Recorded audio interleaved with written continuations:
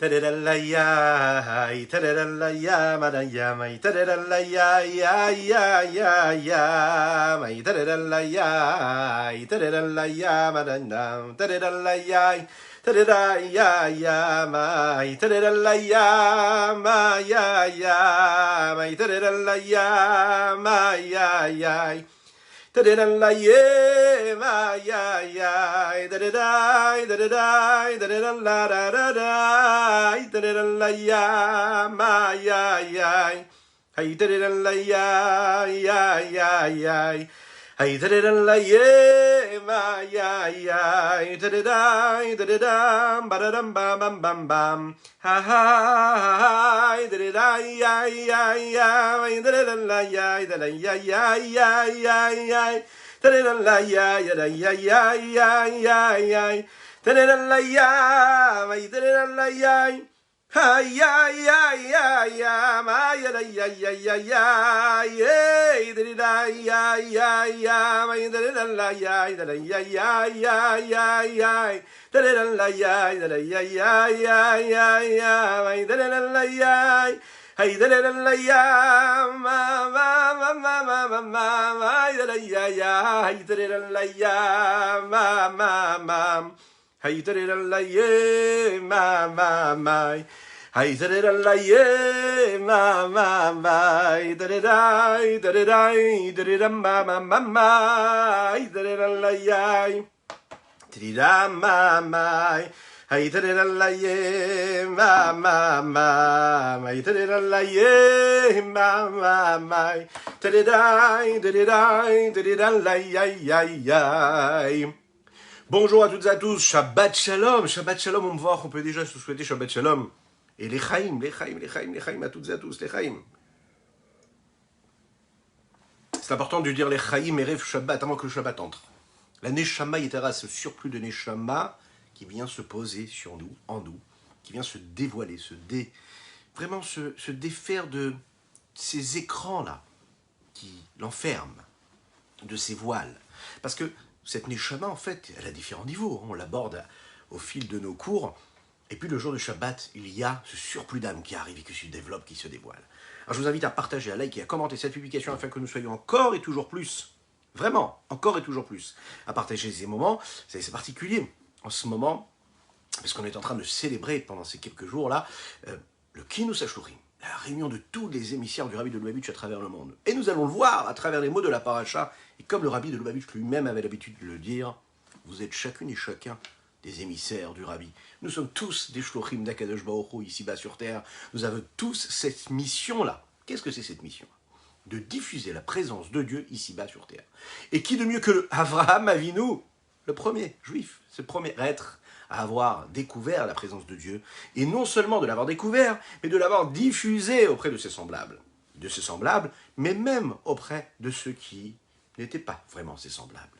En tout cas, il va diffuser cette présence de Dieu. C'est ce que nous allons développer dans cette étude de la paracha qui est basée sur des sirotes du Rabbi, des discours du Rabbi de Lubavitch. Et grâce à cela, eh bien, on approfondira et on abordera cette paracha-là avec plus de force et de conviction et puis d'attachement et de compréhension. Nous allons surtout aussi, il faut le savoir aussi, alors je reçois un petit message, oui, on va le dire tout de suite. Donc une réfoua chez Lema, une guérison totale et complète pour Lital Bat Deborah, Amen Vamen, que des brachot, et également pour Shlomo Mordechai Ben Yael, avec plaisir. Ce qui est très important aussi, c'est de savoir que nous allons aussi faire notre Tania du jour. Oui, Tania du jour, c'est très important. Et si on a le temps, on fera le Tania aussi de Shabbat. Ben oui, c'est important quand même de le savoir ça. Donc on va faire les deux. On va commencer avec cette paracha chassidique. Qu'est-ce qu'elle a à nous dire cette paracha ? Cette paracha nous raconte une très très belle histoire. L'histoire d'une rencontre. Une rencontre entre Yitzhak et Rivka. Le fils de Abraham Avinu va donc trouver épouse. Mais pour cela, Abraham Avinu va devoir user de stratagème. Non, il va envoyer son émissaire, Eliezer. C'est son assistant, Eliezer. Il est là pour le servir, pour l'aider, pour le soutenir. Eliezer, il faut savoir, c'était un très très grand sadique. C'était pas juste un serviteur. C'était un très très grand sadique. Et ce grand sadique Eliezer va donc accomplir la mission que son maître Avraham Avinu lui donne. Il lui dit, va me chercher une épouse pour mon fils. Et c'est très intéressant, vous allez le voir, on va rentrer dans les détails de cette histoire-là. On nous parle d'abord de cette rencontre qui se passe, et c'est la première de l'histoire. Deuxièmement, il faut savoir que on nous parle vraiment du premier chatran. Qu'est-ce que c'est un chatran? Le premier marieur. Donc, déjà, on nous parle de la première rencontre qu'il y a entre un homme et son épouse, sa future épouse, et on nous parle aussi de celui qui fait cette rencontre-là. Cet entremetteur entre ces deux personnes-là. Troisièmement, cette histoire, cette rencontre-là, elle peut être notée dans le livre de records. Vous savez pourquoi? Parce qu'en fait, c'est la rencontre la plus rapide qu'il y a eu dans l'histoire. On le voit à travers les textes, on va le voir, ça se passe très très rapidement. On va le voir dans les détails. En général, vous savez, quand on cherche à se marier, justement, c'est comme on le dit, on le cherche. Il faut le chercher comme si on avait perdu quelque chose. Et l'avantage, c'est que quand on cherche et qu'on trouve, on trouve plus qu'on a cherché. Oui, par définition. Parce que sinon, ça n'est pas une trouvaille. Parce que ça veut dire qu'on cherche quelque chose qu'on ne sait même pas ce qu'on cherche réellement. C'est pour ça que c'est compliqué parfois, mais la bénédiction arrive et on trouve encore plus qu'on ne l'imaginait. Donc, troisièmement, donc, c'est le Shidour, cette rencontre la plus rapide de l'histoire. Et en fait, mieux que cela, on se rend compte que dans la paracha, cela va durer une journée en fait, cette histoire-là. Parce qu'il va y avoir un miracle. Eliezer va subir ce miracle-là. Il va pouvoir en profiter. Dites-nous dans les commentaires si vous connaissez ce miracle-là que Eliezer a eu. Et qu'est-ce qui a fait que cette rencontre a eu lieu en une seule journée? Il va trouver l'épouse de Yitzhak, mais aussi cette rencontre va se faire directement ce même jour-là, puisque Yitzhak et Rivka vont se rencontrer par la suite. N'hésitez pas, je vous rappelle, à partager et à commenter. C'est important de partager avec tous vos amis. On est tous, vous et moi, tous ces émissaires d'Akadosh Baruch Hu ici-bas sur Terre. Alors, on va poser différentes questions, mais principalement ces trois questions. Première chose, pourquoi est-ce que cette histoire est racontée deux fois? On va voir, cette histoire est racontée deux fois dans le texte, dans les versets, nous allons le lire ensemble. C'est Eliezer qui imagine ce qui devrait et qui pourrait se passer. Et on nous raconte dans les mots et dans les termes quasiment exacts comment cela se passe, comme Eliezer l'a voulu et comment il a imaginé. Deuxième question, pourquoi est-ce que Eliezer, il a caché quelque chose? Il a caché quelque chose parce qu'il a quand même changé un petit peu les événements. Troisième question, eh bien oui, parce que vous savez que la Torah nous le dit, la Torah Chassidut nous le dit. Un juif, il doit vivre au son, il doit vivre au rythme de la paracha de la semaine. Et notre paracha, elle est remplie de tous ces enseignements qui peuvent transformer notre vie, la transcender, lui donner une valeur, lui donner du relief, lui donner une importance particulière.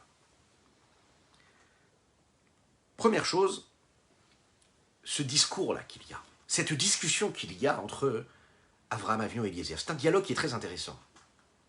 Lorsqu'on regarde un petit peu dans cette histoire, on peut dévoiler qu'en fait, on nous raconte dans la Torah comment est-ce qu'Avraham fit jurer Eliezer. Il lui dit, voilà, je te demande de jurer, tu iras où je te demande d'aller. Il le fait jurer. On nous raconte comment Eliezer, il va aller avec tous ses chameaux et tous ses beaux cadeaux. Il va se présenter à Aram Naharaim. Là-bas, il va prier Dieu. Et là-bas, il va préciser dans cette prière-là qu'il demande un signe à Dieu. Il lui demande de l'aider. Là, quand il va arriver là-bas, il va voir Rivka qui sort. Il va voir que Rivka, justement, va lui donner à boire, mais non seulement à lui, mais aussi à ses chameaux. Et à ce moment-là, Eliezer, il arrive dans la maison de Bethuel, son papa. Il commence à leur raconter tout le système, tout l'ordre de l'enchaînement de tous ces événements qui ont eu lieu, la chronologie de tout ce qui s'est passé, et il leur explique pourquoi est-ce qu'il est là. Et de manière globale et en général, la Torah se suffit d'un seul mot, d'une seule notion, d'une seule description. Et là, on va voir qu'en fait, elle ne se suffit pas de ça. Prenez l'exemple. Après qu'Eliezer soit rentré avec Rivka auprès d'Yitzhak, la Torah nous dit « Vayisaper ha'eved liYitzhak et kol hadevarim asher asa » Le serviteur d'Abraham a raconté à Yitzhak tout ce qu'il a fait. Qu'est-ce que ça veut dire, tout ce qu'il a fait? Mais tout ce qui s'est passé. Mais là, on voit que la Torah ne rentre pas dans les détails et ne nous précise pas tout ce qui s'est passé. Elle nous dit simplement qu'Yitzhak raconte, que Eliezer raconte à Yitzhak ce qui s'était passé. Ici, on voit très très bien, comme on va le voir d'après les commentaires de Abravanel, ce grand maître de la Torah qui nous explique la Torah de manière magnifique et splendide.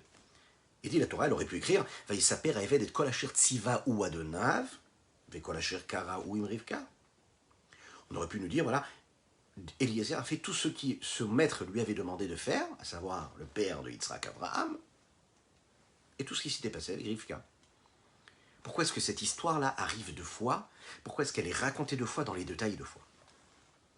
Et Rashi répond sur ça, une réponse qu'on a l'habitude de reprendre d'ailleurs dans différents endroits de la Torah pour décrire quels sont les rapports qu'il y a entre justement l'assistant d'un maître et son fils. Le rapport que peuvent avoir les élèves d'un maître avec leur maître avec les élèves et leurs serviteurs, ou bien leurs assistants, et les enfants. Et on va voir tout de suite ce que ça veut dire. Si vous avez la possibilité d'avoir un chumash, là, près de vous, chumash Bereshit, prenez le texte, puisque nous allons rentrer, Be'ezrat Hashem, dans les textes aujourd'hui. L'Echaim. Rashi le dit comme ça. Amar Rabbi Achai a fait sichatan shel avdei avot, lifnei makom itoratan shel banim. La discussion qu'il peut y avoir, le dialogue qu'il peut y avoir entre les serviteurs de nos patriarches, elle est belle, cette discussion-là. Ce dialogue plaît à Kodesh Baruch Hu encore plus que les enseignements des enfants. Imaginez un petit peu ce que cela veut dire. Pourquoi? Charé Parashat Eliezer, Kefo la Torah, Rashi continue, il dit, parce qu'on voit que l'histoire de Eliezer est racontée deux fois dans la Torah, dans cette paracha. Ve'arbe gufei Torah lo nitnu ela birmiza. Et il y a énormément de sujets de la Torah qui n'ont pas été donnés clairement, qui ont été enseignés et appris que par l'allusion qu'on pouvait y trouver. Et là, on voit que notre histoire, elle est décrite deux fois, racontée deux fois. C'est qu'il y a quelque chose de particulier dans ce dialogue qu'il y a entre Eliezer et son maître Abraham. On va essayer de comprendre qu'est-ce que ça veut dire, qu'il y a différents sujets qui sont enseignés dans la Torah, qui sont appris de façon, par cette allusion-là. Rashi Omer, comme ça Rashi dit, Arbe gufei Torah lo nitnu ela birmiza. On va essayer de trouver des exemples. Prenez un exemple. Là, on va rentrer les Hashem dans quelques heures dans Shabbat. Alors, le jour de Shabbat, il y a différentes lois qu'il faut respecter le jour de Shabbat. Un des sujets qui est le plus global et qui est le plus détaillé, c'est donc ce traité que vous allez étudier dans le Shulchan Aruch qui parle justement de ces lois de Shabbat. C'est pas évident de respecter le Shabbat. Et tous ces détails-là sont décrits à la base dans le Talmud, dans un traité qui s'appelle Shabbat, Masechet Shabbat. C'est un des sujets les plus longs dans le Shulchan Aruch. Il y a pour le sujet de Shabbat plus de 170 simanim, 170 chapitres pour rentrer dans tous les détails de cette notion de Shabbat. Et on voit quand même que quasiment toutes les lois de Shabbat, elles sont mises en allusion dans deux mots uniquement. Imaginez, deux mots. Deux mots vont donner 170 chapitres dans le Shulchan Aruch, un traité entier de Gemara Shabbat. Deux mots, Shabbat et Malacha, le jour de Shabbat et le jour où il faut cesser de travailler. On peut comprendre qu'il y a quelque chose de très très particulier quand dans notre histoire à nous, on voit qu'on rallonge cette histoire, qu'on rentre dans les détails. Et non seulement on rentre dans les détails, mais en plus de ça, on voit qu'on la répète deux fois. Alors l'explication simple, c'est de dire qu'il y a quelque chose de particulier chez les serviteurs de nos patriarches, plus qu'il n'y en aurait chez leurs enfants. Pourquoi? Eh bien, on pourrait se dire, c'est logique. Une personne qui passe plus de temps avec le patriarche, c'est logique qu'elle ait plus de liens, de contacts que l'enfant lui-même. Un élève est plus proche de son maître que le fils, parfois, du maître peut l'être. Les Chachamim le disent, Evezanav la harayot, valteirosh la chouanim. Il faut parfois être à la queue des lions, un petit peu comme les serviteurs, les assistants des patriarches, des grands, que d'être la tête des renards, comme les enfants peuvent l'être des fois. Avravanel, ce pirouche-là va être magnifique, vous allez voir, il vient expliquer la beauté et la sagesse qu'il y a dans ce dialogue-là de Eliezer. Lorsqu'Eliezer rentre et qu'il raconte à Bethuel et à Lavan ce qui s'est passé, il le fait en changeant la description des événements. La raison, elle est qu'il veut neutraliser au maximum et faire en sorte que sa proposition soit acceptée de la même manière, de la meilleure des manières. Il ne veut pas trop rentrer dans les détails. Il ne veut pas trop impressionner ceux qui sont en face de lui, le père de Rivka et son frère, il veut que cela se passe de manière positive, et surtout qu'ils acceptent. Et c'est ça la beauté, la sagesse si particulière du dialogue de Eliezer. C'est la raison pour laquelle Abravanel nous dit, écoutez bien, on le répète 2 fois, on dit c'est tellement fort, c'est tellement beau, et c'est tellement sage, tellement malin de la part de Eliezer que ça vaut la peine de le répéter une 2e fois dans le texte. Il le dit comme ça dans les mots, Abravanel. Yofi sichato chez Eliezer et d'Avraham. Yofi sichato. Et c'est de là qu'on apprend ce que Rachid lui-même dit, Yafé sicha chez l'Eved yoter miben. C'est encore plus beau, c'est plus joli.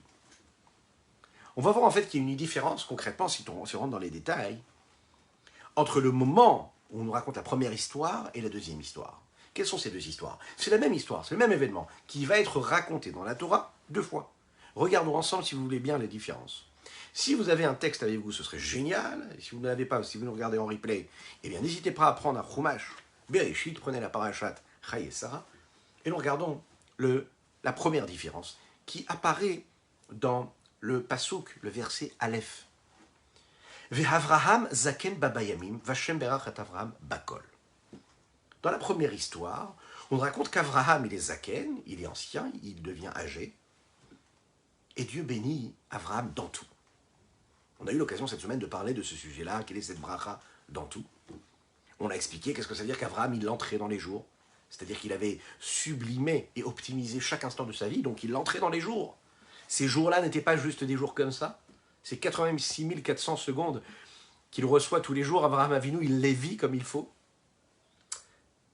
Et quand on nous raconte la deuxième histoire, à savoir dans le verset le 34, le texte nous dit « Vayomar Eved Avraham Anochi ».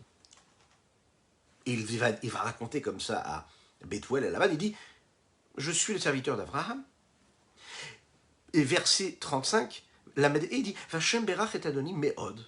Et Dieu a béni mon maître meod, beaucoup. Il ne dit pas les mêmes mots que le texte nous a dit avant, à savoir « Berach et Avraham bakol ». Il lui dit le texte nous dit, il rentre dans les détails, il dit tout ce qu'Avraham a eu en plus. C'est-à-dire de quelle façon Dieu a béni Avraham en lui donnant du bétail, du menu bétail, du grand bétail, de lui donner de l'argent, de l'or, des serviteurs, des servantes, des chameaux, des ânes. Il décrit en réalité la grande richesse d'Avraham Avinu. Pourtant, dans le premier texte, on ne voit pas qu'Avraham Avinu, on ne voit pas que le texte nous décrit tout ce qu'Avraham Avinu a reçu. On dit simplement que Dieu a béni Avraham dans tout. Deuxième différence. Dans le verset 2, 3 et 4, le texte dit comme ça. Avraham dit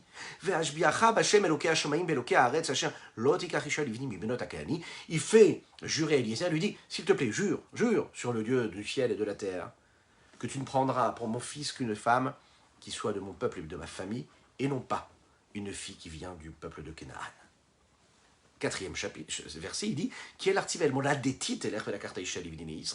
mais tu iras dans ma terre, la maison de mes ancêtres, où je suis né, dans ma ville natale. Et puis dans cette terre natale-là, tu prendras une femme pour mon fils, pour Yitzhak. D'un autre côté, on regarde le verset 37, là on nous décrit ce qui s'est passé. Il y a encore un changement. Le texte dit et verset 38, Imlo el beitavit eler ve'el mishparti. Il dit, ne va pas à la maison de mon père, si tu ne vas pas dans la famille où je suis né, ve'la karta isha livni, tu prendras une femme pour mon fils. Le langage ici a changé complètement entre les deux. Une fois nous parlons de la terre et de la maison de nos ancêtres, et ici, l'endroit où il est né, ici, il lui parle de la maison de son père et de sa famille. Ce ne sont pas du tout les mêmes mots. On continue les différences. 5e verset. Pasuk Vav, il dit comme ça. Vayomer elav Avraham, Ishamer lecha pen tashiv et ben Ishama. Il lui dit, fais attention, ne reviens pas sans zèle et ne laisse pas mon fils là-bas. Verset 7. Hashem Elokei Hashamaim asher lekachani bibeit avi ube'etz moladati. Va'asher diberli va'asher nishbali lemor lezaracha eten et aretz azot. Ou yishlach malacho lefanecha. Il dit clairement, ce Dieu-là, du ciel, qui m'a fait partir de la maison de mon père et de ma ville natale, et qui a parlé avec moi, qui m'a fait jurer, qui m'a juré lui-même. Il m'a dit qu'à ma descendance, il allait donner une terre entière. Lui, il enverra son émissaire là-bas. et tu prendras une femme pour mon fils, pour Yitzhak. Alors, le texte dit ensuite, il dit, Abraham, il dit, mais tu sais, si la fille ne veut pas venir, eh ben c'est pas grave. Juste te demande une seule chose, ne laisse pas mon fils là-bas. Le texte change quand il s'agit de nous raconter ce qui s'est passé vraiment. Il raconte, et il dit, Hachem, ce Dieu-là, vers qui j'ai toujours été, eh bien sache qu'il va envoyer son émissaire. Il sera avec toi. Il va te permettre de réussir cette route-là. Et tu prendras une femme de ma famille et de la maison de mon père. Donc quand il lui pose la question à Eliezer, on voit que Abraham laisse un point d'interrogation. Il ne lui dit pas que tout va bien se passer. Il lui dit, fais tout ce qu'il faut. Et si ça ne se passe pas, laisse pas mon fils là-bas. Et concrètement, quand Eliezer raconte cette histoire et raconte son témoignage, il ne le dit pas de cette façon-là. Il est beaucoup plus positif. Il est positif. Il dit, voilà ce qu'Abraham m'a dit. Il m'a dit, tu vas prendre une femme, elle viendra avec toi, et il y a un malach qui sera là, qui va te protéger, et qui va t'aider à trouver une femme pour mon fils, pour Yitzhak. Dans la prière d'Eliezer, puisque c'est ce qu'Eliezer va faire, il va s'arrêter, il va prier. Et on va voir qu'il va y avoir aussi le même dialogue qui va changer. Il prie, il demande à Kadosh Baruch Hu de l'aider. Et quand ça se passe, il dit, je suis venu aujourd'hui au seuil de ce puits-là.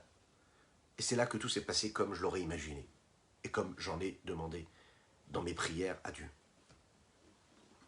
Les différences continuent jusqu'au dialogue qu'il a avec Rivka. Il rajoute des mots, il rajoute des termes, il change. Pourquoi est-ce qu'il change? Alors quand on essaye de trouver un parallèle entre les deux histoires, on va trouver ces 10 différences-là. Et les Mefarshim les expliquent tous. On va essayer de les rappeler rapidement. Avravaner, lui, c'est le seul à expliquer les 10. Les autres Mefarshim rentrent parfois dans les détails d'un ou de l'autre, mais Avravaner les passe tous en revue. De manière globale, il y a 3 sortes, on va dire, 3 espèces de changements de différence. Ce qu'Eliezer omet de dire, qu'il pourrait dire mais qu'il ne dit pas, afin de ne pas blesser Bethuel, de ne pas blesser Lavan.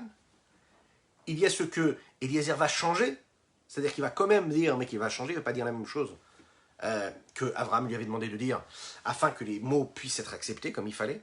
Et puis il y a ces mots-là qu'Eliezer va rajouter afin de renforcer et de valider ses paroles. On va se concentrer sur ceux qui sont essentiels et qui peuvent nous apporter un enseignement particulièrement. La première chose, premier changement. Quand on nous raconte l'histoire d'Avraham, on dit va Avraham, Zaken Babaimim, Vashem Berachat Avraham, Bakol. Dans tout. Qu'est-ce que ça veut dire dans tout? Bakol, ça veut dire que il avait tout ce qu'il fallait. Alors qu'Eliezer, lui, précise tout ce qu'il fallait. Tout ce qu'il avait, à savoir le menu, le gros bétail, l'argent, l'or, la richesse. Pourquoi? Eh bien la réponse elle est simple. Afin de renforcer la motivation de Bethuel et de Lavan et d'accepter qu'ils acceptent de donner leur fille et leur sœur. Alors il rentre dans les détails, il dit, mais vous savez, Abraham, il est très très riche. Dieu l'a béni dans tout, mais pas seulement dans tout. Et il lui a tout donné, toute la richesse. Et il décrit la richesse. Ça c'est le premier changement. Deuxième changement, deuxième différence. Quand il précise, il dit Avraham à Eliezer, il lui parle. Il lui dit, tu vas aller dans ma ville natale, dans ma terre natale. Alors qu'Eliezer lui dit, bête ta vie, la maison de mon père. Avraham explique, il dit, le but c'est quoi? C'est encore une fois, pour renforcer la motivation de Bethuel et de Lavan. En disant, waouh, Avraham voulait une fille qui venait de la maison de son père. De façon à donner un peu plus de crédit, de façon à donner plus d'honneur et de respect à Lavan et Bethuel qui étaient en face de lui. Il motive un petit peu plus. Troisième différence, quand Eliezer parle à Abraham et lui dit « Oulaï, peut-être que la fille ne voudra pas venir avec moi ». La deuxième fois, quand on nous raconte l'histoire, il ne dit pas ça. Il dit « Elaï, elle viendra chez moi, elle viendra réellement ». Mais qu'est-ce que ça veut dire qu'elle viendra chez moi? La différence, c'est que dans la première histoire, Eliezer se tourne vers Abraham en lui disant « Peut-être qu'elle ne voudra pas ». Alors que quand on nous raconte vraiment ce qui s'est passé, le mot « Oulaï » ne vient pas avec un vav au milieu, qui là fait office de Oulaï, pour rapporter un petit peu plus et pour rajouter cette lettre dans le mot là. Et dans le deuxième texte, on ne donne pas ce vav là. Il est écrit Aleph, Lamed, Yod. Alors, la différence, elle est très simple. Hein. C'est que Oulaï, ça veut dire peut-être. Et Elaï, ça veut dire chez moi. Oulaï, peut-être qu'elle ne viendra pas. Elaï, peut-être qu'elle ne viendra pas avec moi. Donc, dans la deuxième description, Eliezer, il est au centre de l'histoire. Alors, c'est un peu compliqué d'expliquer. Et la question ici que Rachi aborde dans cette histoire-là, elle est très intéressante. Quelle est l'allusion ici qu'il est en train de faire? En fait, il faut savoir que le texte nous dit qu'Eliezer, il avait une fille. Et il voulait que cette fille-là se marie avec Yitzhak. Et il essayait de trouver une solution pour essayer d'amadouer Abraham. S'il te plaît, prends ma fille et marie-la à Yitzhak. Pourquoi est-ce que tu vas aller chercher quelqu'un d'autre? Et c'est là que Abraham Avinu va lui répondre. Il va lui dire, on ne vient pas du tout de la même famille en réalité. Et la fille qu'il faut pour mon fils Yitzhak, c'est une fille qui vient de ma famille vraiment. Et même si je te respecte énormément, ça ne peut pas être ce que Dieu a décidé pour mon fils. Alors, la question qui se pose ici, pourquoi est-ce que cette allusion-là, que Eliezer a voulu marier sa fille et qu'Abraham lui a répondu négativement, apparaît uniquement dans la deuxième histoire et pas non dans la première histoire?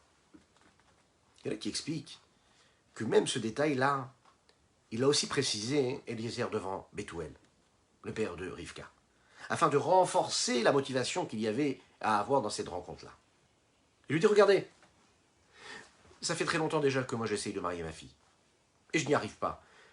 Abraham Avinu n'a même pas accepté de marier ma fille à son fils Yitzhak. Mais il m'a demandé de venir chez vous.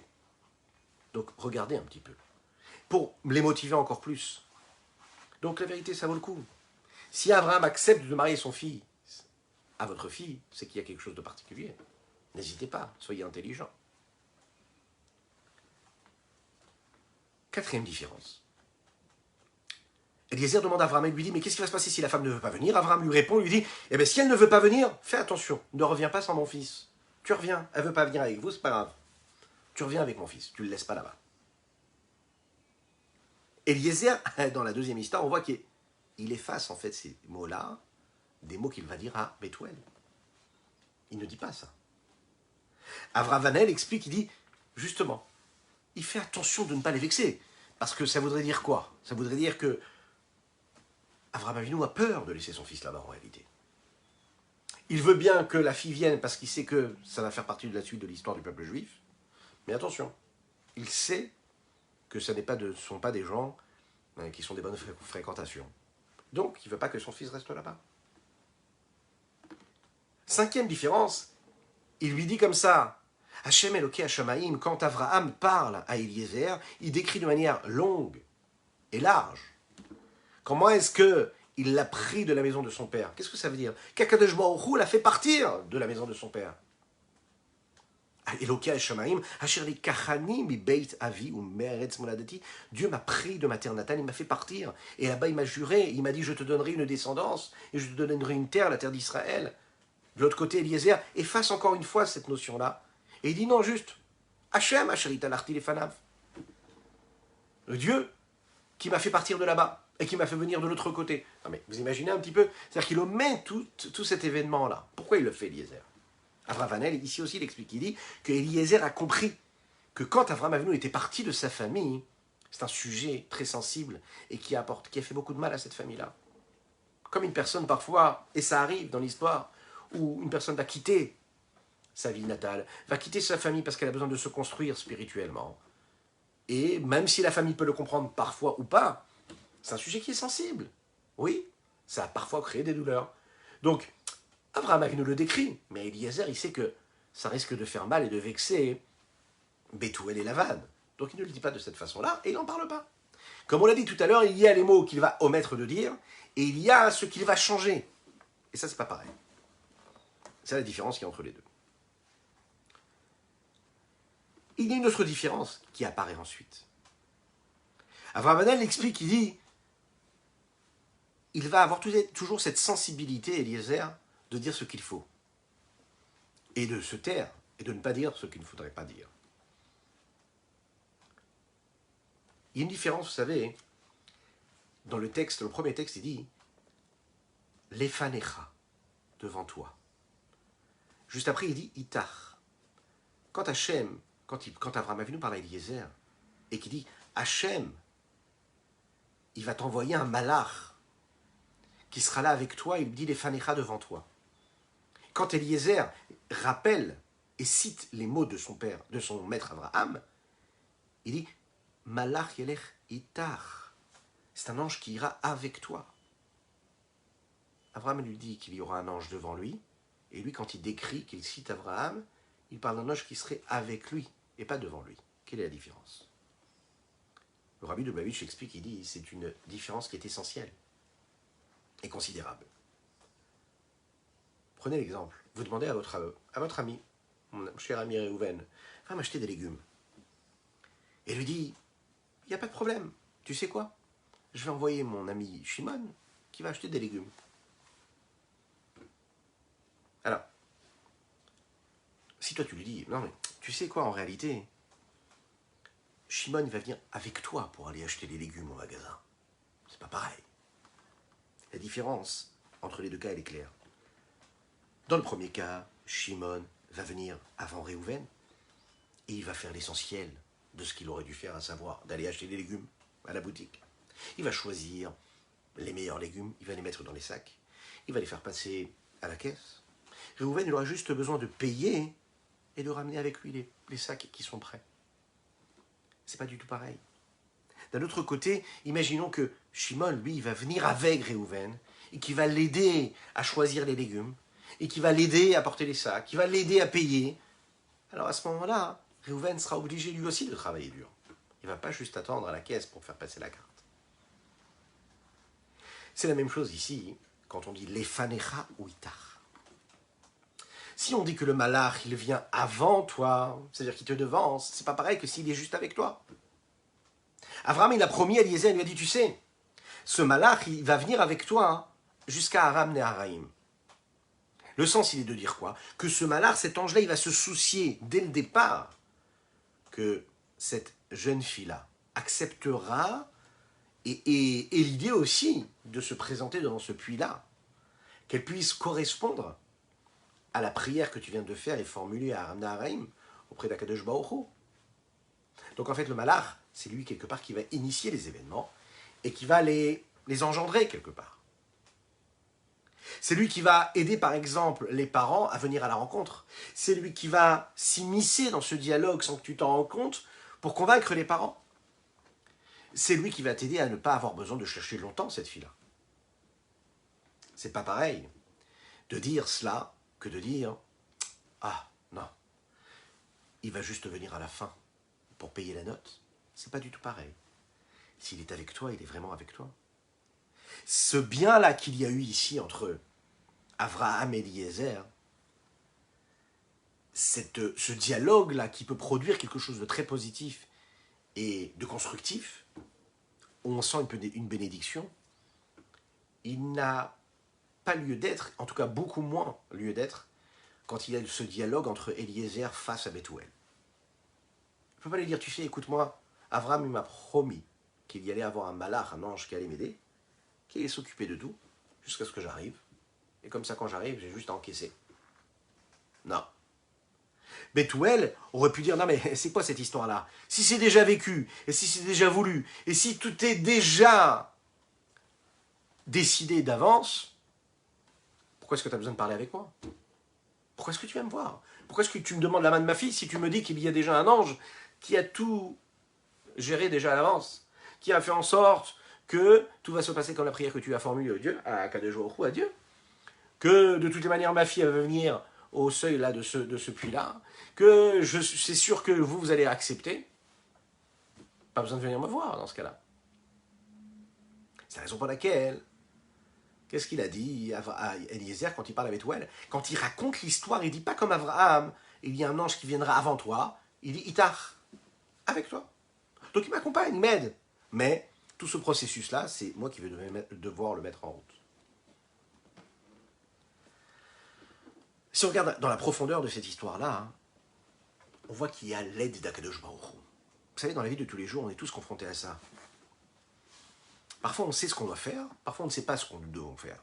Parfois, on sait ce qu'on a à entreprendre, parfois, on ne sait pas ce que nous avons à entreprendre. Et parfois, on demande l'aide d'Akadosh Baruch Hu. On a cette intelligence de demander l'aide d'Akadosh Baruch Hu. Et parfois, quand Dieu nous donne cette aide-là, alors on a l'impression d'avoir à faire tous les efforts. C'est pas pareil que de sentir que dans une situation, on sent que toutes les portes s'ouvrent, ou que le client nous attend, et qu'il accepte, et que tout se passe en réalité comme on l'aurait rêvé, ou bien quand on sent qu'on est obligé d'initier beaucoup d'efforts, d'investir beaucoup d'efforts, et d'attendre la réussite à la fin. C'est pas pareil. Ezrat Hashem, nous le disons tous les jours, avec l'aide de Dieu. Parfois l'homme fait tout, et Akadosh Baruch Hu l'aide afin qu'il ait une bonne réussite. Mais il y a un niveau qui est plus élevé, c'est qu'Hachem fait tout, et que l'homme est juste là pour remercier Hachem de tout ce qu'il lui a fait. Imaginez un petit peu la différence ici, que le rabbi ici est en train de nous dire, L'Echaim. L'Echaim, le rabbi est en train de nous dire, tu peux demander à Akadosh Baruch Hu de t'aider à faire tout ce que tu as à faire, et donc Dieu, il est avec toi dans tout. Mais tu peux aussi faire tout ce que tu dois faire toi, et attendre à la fin la réussite d'Hachem.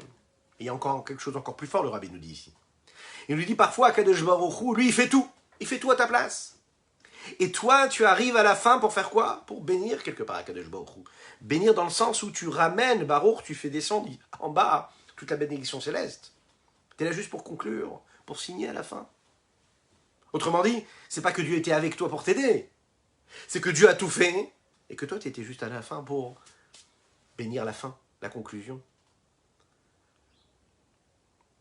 On raconte l'histoire d'un juif qui avait besoin, malheureusement, ou heureusement, à ce moment-là, pour son bien-être, il avait besoin de passer une opération. Il demande au rabbi de Lubavitch une bracha afin que tout se passe bien, que cette opération se passe bien. Vous savez ce que le rabbi lui a répondu? Il lui a dit, mais je ne comprends pas, pourquoi est-ce que tu me demandes une bénédiction pour que l'opération se passe bien? Demande une bénédiction à Kadosh Baruch Hu, que tu n'aies même pas besoin de faire cette opération-là. Si tu demandes que cette opération n'ait même pas lieu, ça veut dire que tu demandes à Kadosh Baruch Hu d'intervenir au début même des événements. Non pas à la fin, mais au début. D'initier tout ce qui doit se passer. Cette bénédiction, elle est nécessaire. Elle est nécessaire, mais de quelle manière tu la veux? Avant ou après? Pendant? Comment tu veux? C'est à toi d'initier ta demande de bénédiction. Autrement dit, si on regarde les choses de manière naturelle, on fait quelque chose et on demande à Kadosh Baruch Hu de nous aider. Qu'Hachem, il envoie la bracha dans ce que nous faisons. Par exemple, on a une super idée. Et on demande à Hachem, s'il te plaît, aide-moi, j'ai une super idée. Aide-moi, fais en sorte que tout se passe comme il faut, que je rencontre les bonnes personnes, que le banquier accepte mon offre, que tout se passe comme il faut. On demande à Kadosh Baruch Hu de nous aider. Par exemple, un homme décide de marier son fils ou sa fille, il demande à Kadosh Baruch Hu, il dit voilà, j'ai l'idée de présenter ma fille ou mon fils à telle ou telle personne, fais en sorte que tout se passe comme il faut. C'est-à-dire qu'on formule dans les détails. Il y a une bracha en fait dans laquelle on n'a même pas besoin de formuler. Cette bracha en réalité, c'est ce que nous appelons les ma'ala minateva, ce qui dépasse les lois de la nature. C'est quoi ce qui dépasse les lois de la nature? C'est que tu demandes à Kadosh Baruch Hu que tu n'aies même pas besoin de toi avoir la bonne idée ou pas. Tu demandes à Hachem de faire en sorte que ta vie soit régie selon des lois qui dépassent même la nature. Mais qu'est-ce que ça veut dire la nature? Ça veut dire les lois des réceptacles, les lois des limites, positives ou négatives. Mais parfois dans ces lois, il y a parfois des freins, il y a parfois des accélérateurs, parfois des freins, parfois des choses qui bloquent. Il y a des voiles, il y a ces écrans qui bloquent, qui enferment, il y a ces prisons, il y a toutes ces choses-là qui parfois enchaînent la bracha, la bénédiction. Quand tu demandes à Hachem de te bénir les ma'ala minateva au-dessus de la nature, alors à ce moment-là, tu es en train de te libérer de tout. On demande à Hachem de nous aider, que lui trouvera la route convenable. On ne considère même pas en fait ce que nous faisons. On demande à Hachem de ne même pas considérer ce que nous faisons et les limites que nous avons. Autrement dit, nos points positifs, mais comme nos points négatifs, de ne pas trop regarder ce que nous sommes. Comme nous disons, vous savez, dans la tefila, on demande à Kadosh Baruch Hu de nous juger, mais de nous juger lui-même. Qu'à Kadosh Baruch Hu, ce soit le Meler qui nous juge. C'est-à-dire qu'on ne soit pas régi par toutes les lois de la nature, qui sont elles-mêmes régies par Dieu, mais il y a ces lois de Dieu qui dépassent les lois de la nature. On demande à Hachem de nous aider. Par exemple, qu'il nous donne la parnassa comme il veut, qu'on ait une bonne parnassa comme lui décide, et la parnassa qui est bonne pour nous, parce qu'on ne sait jamais ce qui est bon pour nous. Ce ne sont pas les millions et les milliards qui font que nous allons bien sûr recevoir une bonne parnassa qui nourrit véritablement dans tous les domaines matériels et spirituels, mais celle qu'Akadosh Baruch Hu décide qui est bonne pour nous. On demande à Hachem de sortir de nos limites. Autrement dit, nous, on va faire notre réceptacle. Chacun, il va créer son réceptacle. Chacun dans son domaine. Mais ce qu'on demande à Akadosh Baruch Hu, c'est de dépasser les limites de ces domaines-là. Lechaim, pour chacune et chacun d'entre nous. Lorsqu'on a un enfant, un garçon, une fille à marier, on doit demander à Akadosh Baruch Hu de trouver lui la solution quelque part. Bien sûr qu'on doit tout faire. Mais au lieu de lui demander de nous aider dans les choix que nous avons déjà faits, parce qu'on est persuadé que les choix que nous faisons sont les bons, et qu'on a des critères que nous décrivons en fonction de nos limites à nous, de la perception sociale, du milieu social dans lequel nous vivons, dans le pays, du PL dans lequel nous vivons, mais on n'a aucune imagination, on ne sait même pas du tout qu'est-ce qui se passera avec notre enfant, nos enfants, nos petits-enfants, quel vécu ils auront, qu'est-ce que la vie va attendre d'elle, qu'est-ce que le Baruch Hu il attend d'eux, quelle est leur mission sur Terre. Leur mission, c'est Dieu qui la connaît. Donc on doit prier à Kadesh Baruch Hu pour que nos enfants puissent trouver le mazal qui leur correspond à eux.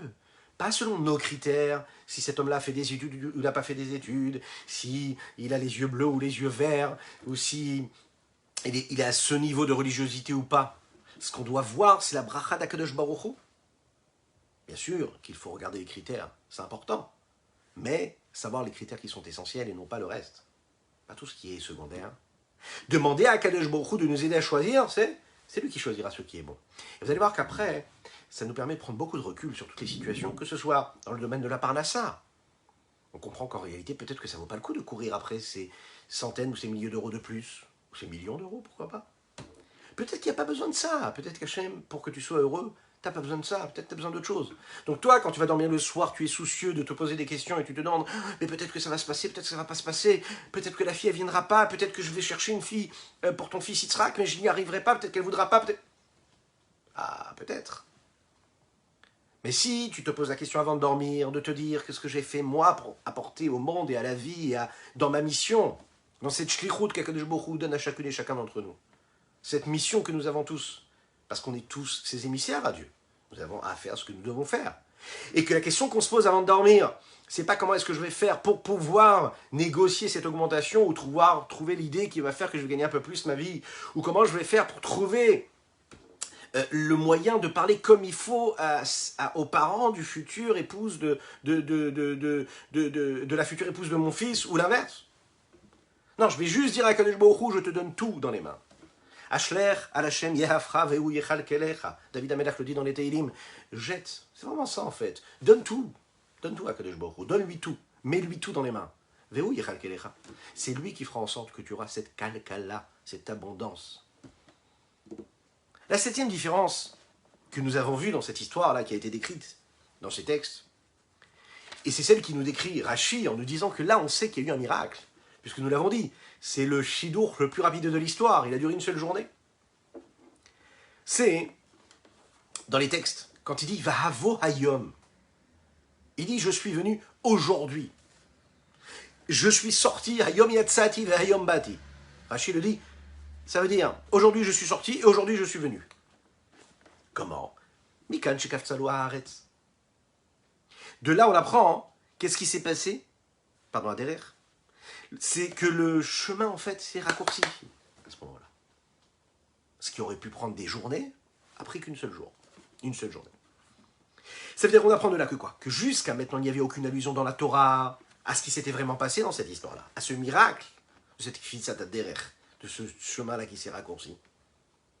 Et quand on regarde la description initiale de ce voyage d'Eliezer, la Torah ne nous rappelle pas du tout, même pas en allusion, même pas en allusion, le miracle qu'il va y avoir à ce moment-là. C'est précisément quand, le rabbi nous l'explique ici dans cette sikha, quand dans la deuxième histoire, quand ça se passe, et qu'Eliezer encore une fois, il nous fait ce monologue là où il nous raconte tout ce qui se passe, c'est important pour lui de dire, hey, Ayom Bati, Ayom Yatsati Ayom Bati, c'est aujourd'hui que je suis sorti, c'est aujourd'hui que je suis arrivé. Pourquoi Pourquoi est-ce qu'on rentre dans ces détails précisément là? Alors, le rabbi l'explique, il dit comme ça. Chaque instant de la vie d'un homme est important. On l'a expliqué dans Baba Yamin tout à l'heure, et cette semaine, c'est que l'importance de chaque instant de la vie de chacun et chacune d'entre nous.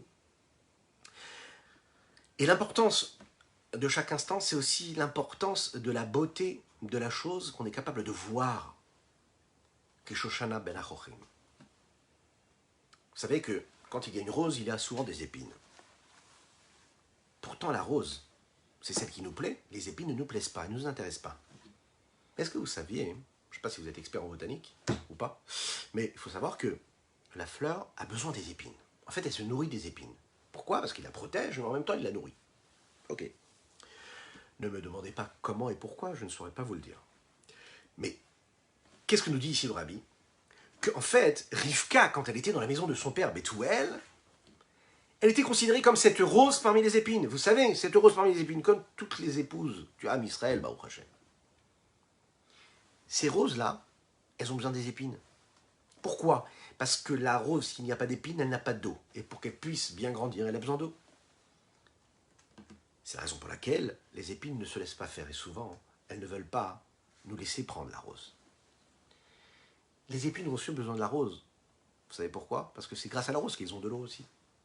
Donc en fait, chacun a besoin de l'autre, mais chacun ne veut pas laisser partir l'autre. Eliezer, il a compris que Lavan et Bethuel, ils savaient. D'ailleurs, c'est ce qu'ils vont faire. Hein. Ils vont dire, attends un peu, pourquoi est-ce que tu veux tout de suite la prendre? Non, attends un petit peu, reste un petit peu avec nous, tranquillement, passe quelques jours avec nous. Habitue-toi à vivre avec nous, et comme ça on pourra t'amadouer après. Eliezer, en fait, il le sait ça. Il sait qu'il va pouvoir se faire avoir. Il sait que Bethuel et Lavan vont lui dire, non, non, non, ne parle pas tout de suite. Ok, on est d'accord. Reste un petit peu avec nous. Comme le texte nous dit, Teshev anaraitanu yamimo asor. Qu'il reste une dizaine de jours, un peu. C'est la raison pour laquelle il dit non. Ayom, Yatsat, le rabbi nous dit, Vayom Bati. C'est aujourd'hui que je suis sorti. C'est aujourd'hui que je suis arrivé. Sachez que chaque minute est importante pour moi. Chaque minute est importante pour moi parce que je fais partie d'une grande histoire, l'histoire du peuple juif. Et elle doit avancer, cette histoire-là. Akadosh Baruch Hu fait en sorte que chaque seconde de ton existence, tu dois la sublimer, tu dois l'optimiser au maximum. Et donc moi, en réalité, ma mission à moi, c'est pas de voyager. Ma mission, c'est de ramener Rivka à son mari Yitzhak. Et je dois le faire vite, il n'y a pas de temps à perdre. Donc, le voyage ici ne fait pas partie de la chiroute. Le voyage, il ne fait pas partie de cette mission-là. Le voyage, il est là, juste là comme un moyen qui va me permettre de la ramener. La vie d'un homme est faite parfois de voyages. Il y a ces étapes qui nous permettent d'aller d'un endroit à l'autre, non pas pour aller d'un point A à un point B. Le voyage, déjà, c'est parfois la mission elle-même. Et parfois, le voyage, il est juste là comme un intermédiaire. Et même ce voyage-là, il fait partie de cette mission-là.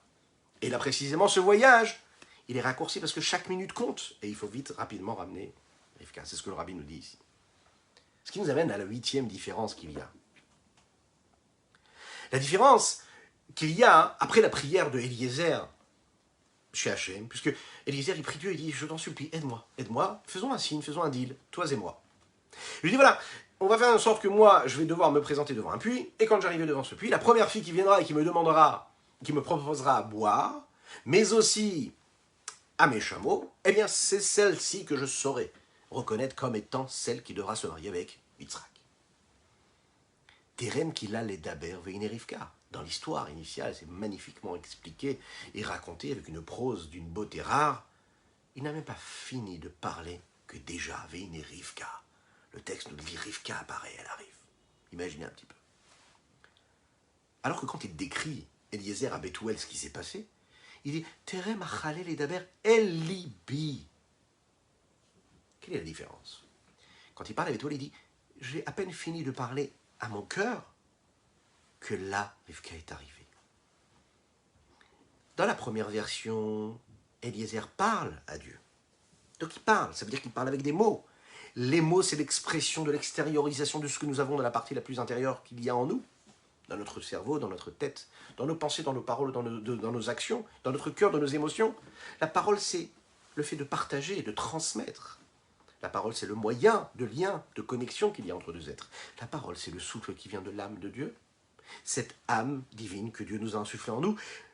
Et c'est très intéressant de voir là qu'il dit quoi? Une fois il dit qu'il a parlé, et une fois qu'il dit qu'il a parlé à son cœur. Et ça n'est pas pareil du tout. Le Hora Chaim, Akadosh, le Rabbi Chaim Ben Attar l'explique. Et il dit comme ça. Les Daber el Libi. Qu'est-ce que ça veut dire les Daber el Libi? Ça veut dire qu'en fait, il a parlé à son cœur, mais il n'a pas parlé en faisant sortir les mots de la bouche. Ça veut dire, il voulait dire par là, hein, je ne te demande pas de commenter et de dire sur toi ce que tu as à dire. Autrement dit, il met de côté complètement ce principe même que Bethuel pourrait lui interpréter la prière qu'il a formulée auprès d'Akadosh Baruch Hu, avec ses mots à lui. Il est en train de nous dire ici, c'est un petit peu comme si que Rivka avait entendu cette tefila, la tefila d'Eliezer, et qu'elle aurait compris elle aussi qu'il y avait quelque chose, qu'elle faisait partie de cette histoire, de la grande histoire de ce peuple juif, la grande histoire de l'humanité qui est en train de se jouer précisément à ce moment-là. Autrement dit, c'est à ce moment-là comme elle entend, elle est en train de donner à boire à ses chameaux. Elle sait qu'elle doit donner à boire à Eliezer et à ses chameaux, puisqu'elle entend en réalité ce que Eliezer est en train de dire à Akadosh Baruch Hu. Et si vraiment ça se serait passé de cette façon-là, eh bien Bethuel aurait dit, mais attends, mais je comprends pas. C'est un petit peu une arnaque ton histoire. Rivka entend ton discours, elle t'entend parler. Et puisqu'elle t'entend parler, eh bien elle régit, et elle suit tout ce que tu viens de dire.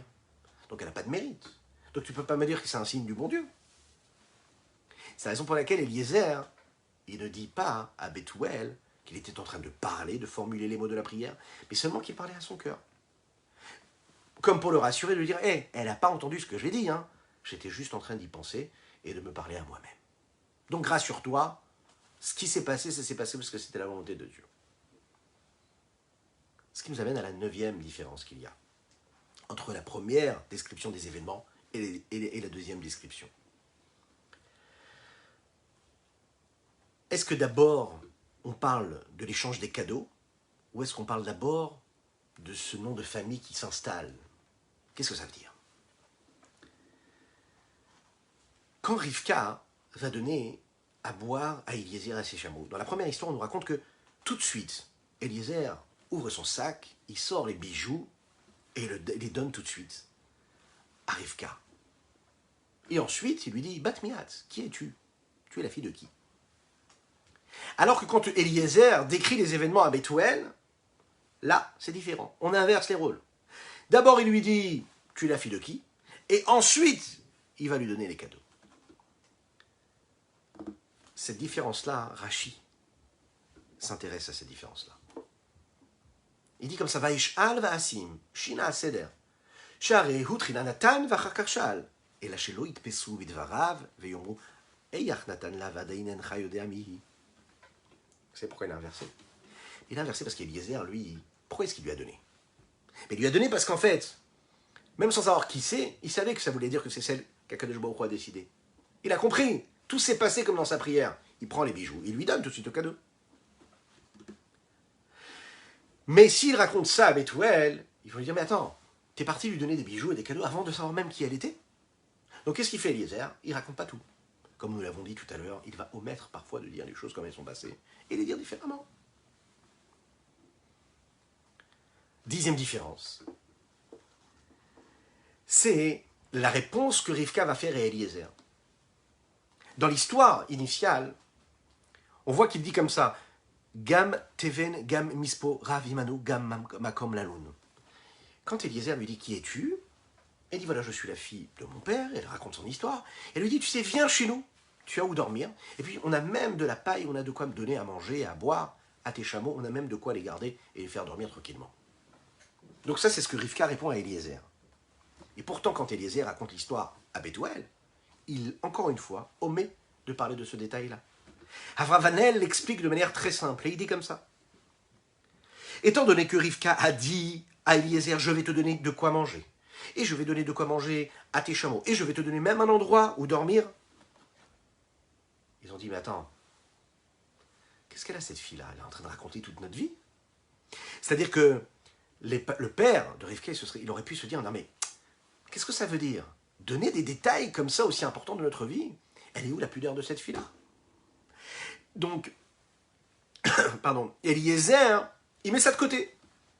Il ne va pas leur dire Rivka, hein, elle m'a dit qu'il y avait de quoi manger, de quoi dormir, etc. C'est une forme aussi. Il occulte ça, vous savez pourquoi? Parce que lui, Eliezer, il est déjà sûr de ce qui va se passer. Mais s'il raconte l'histoire en étant déjà sûr, ça va mal passer au niveau de Bethuel. Il n'acceptera pas. Avraham nous l'explique ici. Il dit, Rivka, il faut qu'elle puisse passer entre les filets, entre les mailles. Il sait que Bethuel et Lavan sont malins, qu'ils écoutent chaque mot, qu'ils sont capables même de lire entre les lignes. Ce qui nous amène à une conclusion qui nous intéresse chacune et chacun d'entre nous, précisément cette période-là. On a appris la sagesse suprême qu'il y avait chez Eliezer, qui était un grand sadique. On a compris sa finesse d'esprit. On a compris qu'il a compris encore plus que ce qu'Abraham lui demandait de faire. C'est la raison pour laquelle, au début nous l'avons dit, il y a fait Sichatan chez l'Avdé Avot. Le dialogue qu'il y a dans les mots de celui qui est proche de son maître, c'est parfois encore plus fort que le rapport qu'il peut y avoir entre un père et son fils. La question c'est pourquoi est-ce que c'est important pour nous tout ça? En quoi ça peut nous toucher chacune et chacun d'entre nous? Comment la sagesse d'Eliezer, elle nous apporte quelque chose dans notre vie à nous de tous les jours, dans notre quotidien? La Torah, c'est pas juste un livre d'histoire. La Torah, ça n'est pas juste un livre de sagesse. La Torah, ça n'est pas juste des notions, des principes qui ont une beauté parfois, une profondeur souvent.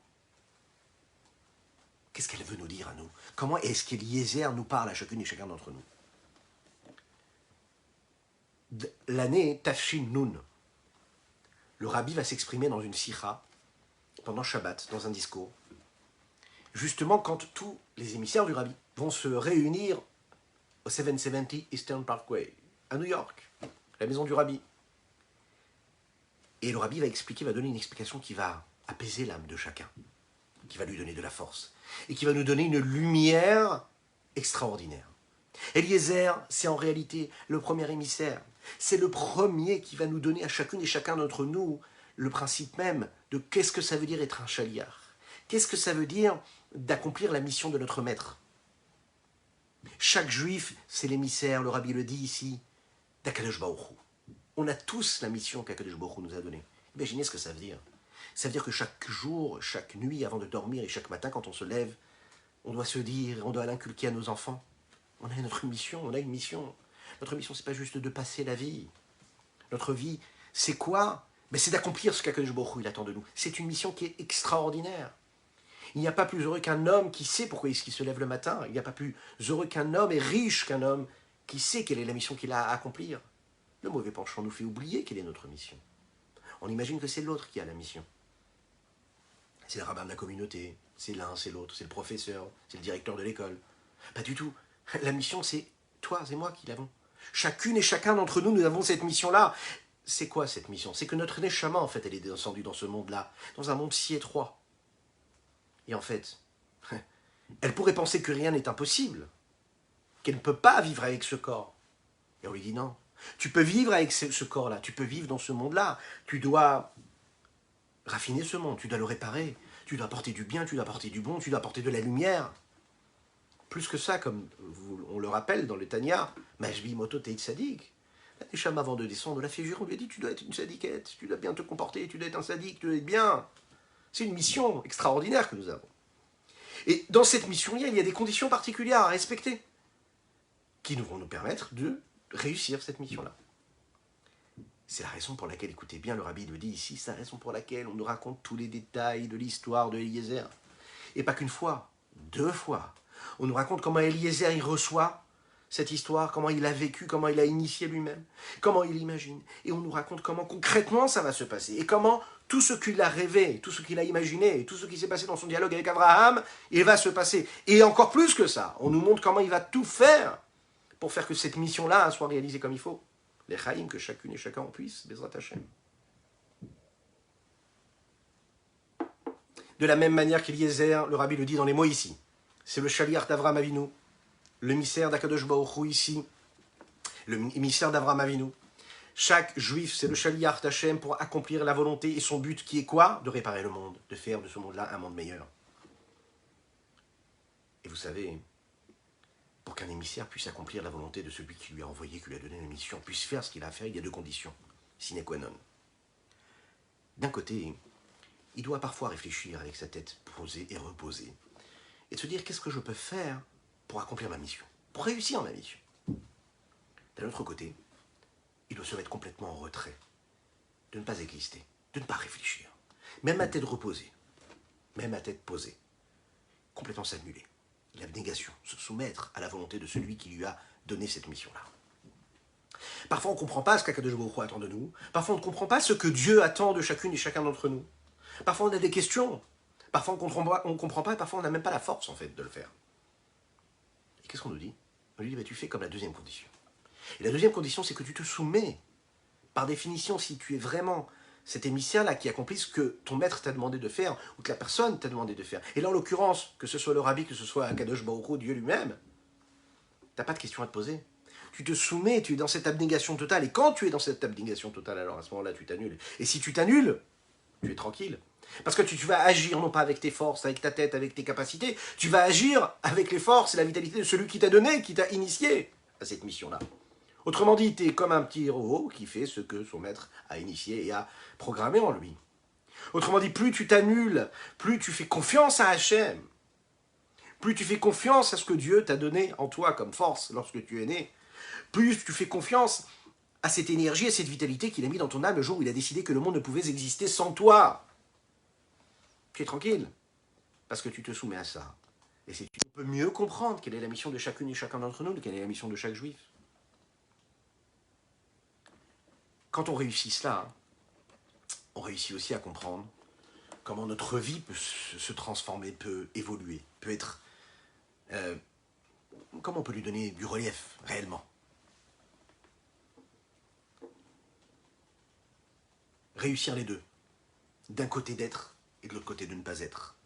Mais quand on est et qu'on n'est pas au même niveau, c'est-à-dire que quand on n'est pas, on est, et que quand on est, on n'est pas, on réussit tout. On réussit la mission que nous avons, chacune et chacun d'entre nous.